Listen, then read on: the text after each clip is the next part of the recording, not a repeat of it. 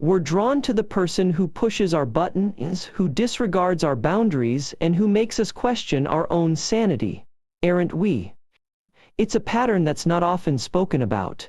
But it's a universal truth that we've all fallen prey to at some point in our lives, the irresistible fascination with the bad boyfriend or toxic partner that leaves us feeling trapped, anxious, and desperate to break free.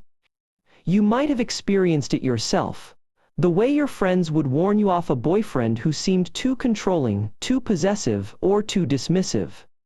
But you couldn't help being drawn back to him time and time again, like a moth to a flame.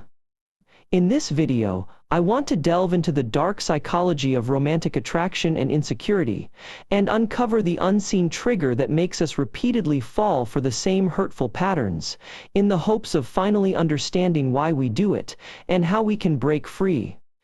You may ask yourself, what is it about the bad boyfriend that makes us repeatedly choose this toxic pattern in our lives, despite knowing the devastating consequences it can have? Deep down, our subconscious knows that these bad boys are often a product of our own psyche, a manifestation of our suppressed desires and unresolved insecurities, carefully crafted to keep us trapped in a cycle of codependency. This phenomenon is not just a matter of instant attraction, but rather a calculated manipulation of our deepest emotional vulnerabilities, where the bad boyfriend carefully weaves a web of control, fueled by our desperate need for validation and affection. In many cases, our attraction to the bad boyfriend is a thinly veiled attempt to overcome our own feelings of inadequacy and low self-worth, as our minds convince us that we're somehow special or worthy because we've managed to tame this supposedly untamable beast. But what lies beneath this masquerade of empowerment is a crippling fear of being truly alone, where our self-deception convinces us that this toxic relationship is the only way to feel connected and loved, and the only way to silence our inner voice of self-doubt. Ultimately, the bad boyfriend serves as a vessel for our darkest insecurities, a twisted attempt to heal our wounds by inflicting more pain, a sickening cycle of self-abuse that we desperately try to justify as love. When we're drawn to these bad boyfriend or toxic partner types, it's often because we've created a narrative that they represent a validation of our own identity and worth, a desperate attempt to prove to ourselves that we're lovable and desired despite past experiences and feelings of inadequacy.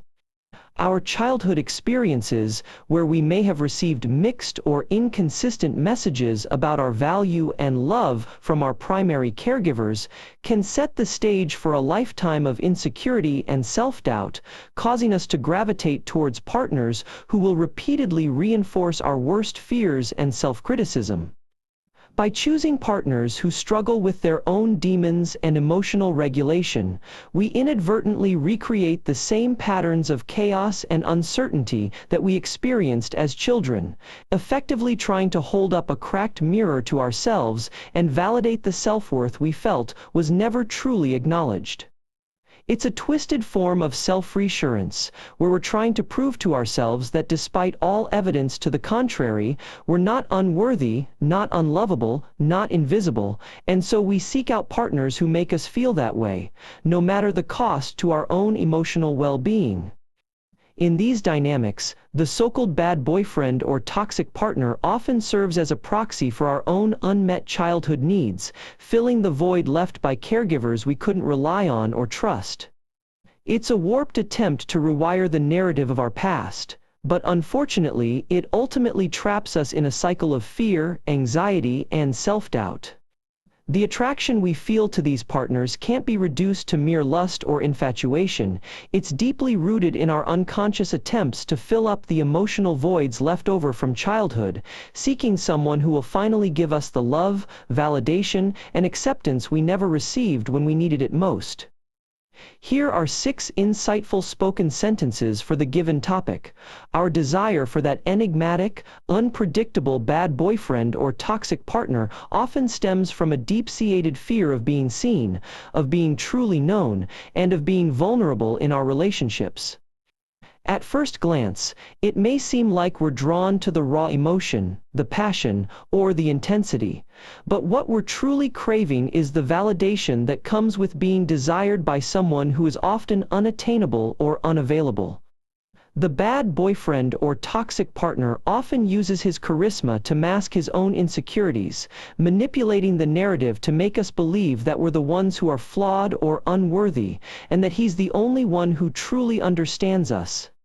When we fall for someone who exudes control, it's often because we've been conditioned to crave approval, to seek validation, and to prioritize being loved and accepted at any cost.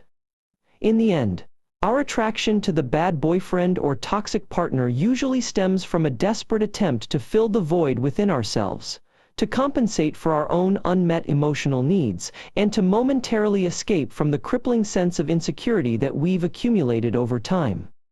What we mistake for love or passion is often nothing more than a self-deceptive coping mechanism, a futile attempt to heal the wounds of our own unmet desires and unresolved trauma by latching onto someone who embodies everything that we're afraid to confront in ourselves.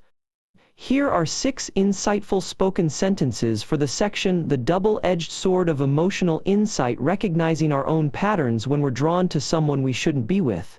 It's often a cry for validation, a desperate attempt to prove to ourselves that we're worthy of love and connection.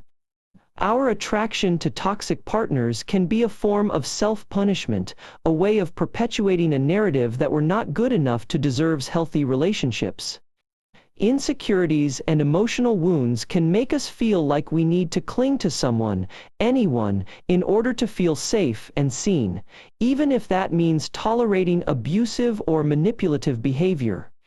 Underlying our desire for a bad boyfriend or toxic partner is often a deep-seated fear of being alone, of rejection, and of our own worthlessness. By recognizing the patterns of self-deception that keep us in these toxic relationships, we can begin to break free from the cycle of attraction and fear that's been driving our choices. Ultimately, the decision to stay in a toxic relationship or leave is a reflection of our willingness to confront our own vulnerabilities and insecurities head-on, rather than relying on someone else to fix us. When we're drawn to the bad boyfriend or toxic partner, it's often because we're desperate for a sense of connection, a feeling of being seen and understood, even if it means putting up with their toxic behavior. What we're really seeking in these situations is validation, the validation of our own worth, our own identity, our own sense of self. But it comes at the cost of our own well-being, our own emotional safety. The truth is, our attraction to these partners is rooted in our own insecurities, our own fears of being alone, our own fears of not being good enough, and our own deep-seated need for control in our relationships. When we're drawn to someone who is unpredictable, who is prone to explosive outbursts, who is consistently unavailable, what we're really responding to is our own inner desire for excitement, for drama, for a sense of being on the edge. But this desire is often rooted in our own emotional numbness. The worst part is, we tend to justify our partner's behavior, to excuse their hurtful actions, to downplay their toxic tendencies, because we're so invested in maintaining the illusion of the relationship. The illusion of our own love and commitment, but in reality, we're just desperate to maintain our own sense of identity. By falling for the bad boyfriend or toxic partner, we're not only putting ourselves in harm's way, we're also reinforcing our own destructive patterns, our own self-destructive tendencies, and our own deep-seated fears of being alone. And this is what truly holds us back from growth, from healing, and from true love.